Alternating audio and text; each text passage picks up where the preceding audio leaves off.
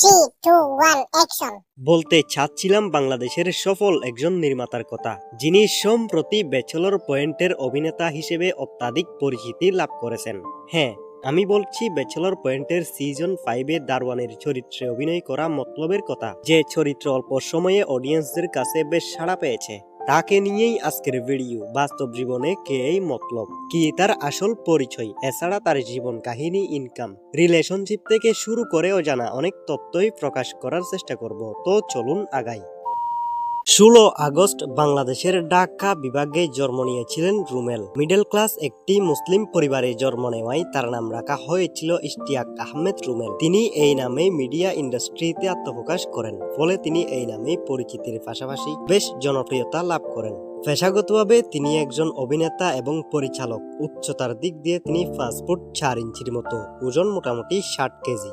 ইশতিয়াক আহমেদ রুমেল পড়াশোনা করেছিলেন rifle public school and কলেজে। সেখান থেকে তিনি স্কুল লেভেলের পড়াশোনা সম্পন্ন করেন। পরবর্তীতে সম্ভবত আর পড়াশোনা কন্টিনিউ করেননি। বাংলাদেশের বেশ মেধাবী একজন সাইড চরিত্রের অভিনেতা ইশতিয়াক আহমেদ রুমেল। তিনি বিভিন্ন ওয়েব সিরিজ ও নাটকে পার্শ্ববর্তী চরিত্রে খুব নিখুঁতভাবে অভিনয় করেন। তিনি অভিনয়ে পরিচিতি লাভ করেছেন বিভিন্ন নাটকের মাধ্যমে। তবে সম্প্রতি তিনি আলোচনায় রয়েছেন ব্যাচেলর পয়েন্ট সিজন 5-এ অভিনয় করে। ব্যাচেলর পয়েন্ট সিজন 5-এ তাকে একজন দারোয়ানের চরিত্রে দেখা গিয়েছে। চরিত্রে তিনি মতলব নামেই পরিচিত। মতলবে দুষ্টু মতলব ব্যাচেলরদের অনেকটাই বিভ্রান্ত করে। এই বিভ্রান্তি তাকে পরিচিতি এনে দিয়েছে।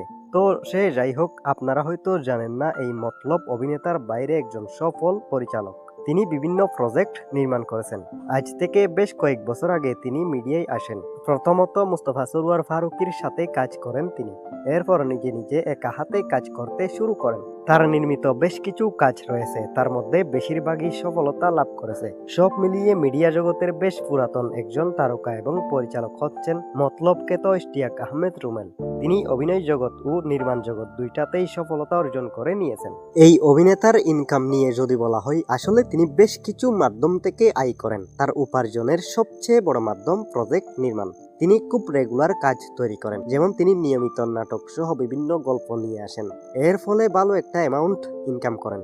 আর তাছাড়া তিনি যেহেতু পুরাতন একজন পরিচালক, তাই তার উপার্জন বেশ ভালো পরিমাণ। এর বাইরে তিনি অভিনয়ের মাধ্যমে অল্প স্বল্প আয় করেন। অল্প স্বল্প বলার কারণ হচ্ছে সাইড চরিত্রের অভিনয় শিল্পীরা খুব বড় পেমেন্ট পায় না। যাই হোক, অল ইন অল রিসেন্টলি তার মাসিক ইনকাম আনুমানিক লক্ষাধিক। তো যাই হোক, আজকে এই পর্যন্তই। ভিডিও উপকৃত হলে যা করতে হয় তা করে দয়া করে আমাদেরকে ইন্সপায়ার করবেন। আদারওয়াইজ আমাদের পরিশ্রম সার্থক হয় না। আজকে আসি তাহলে, ভালো থাকবেন।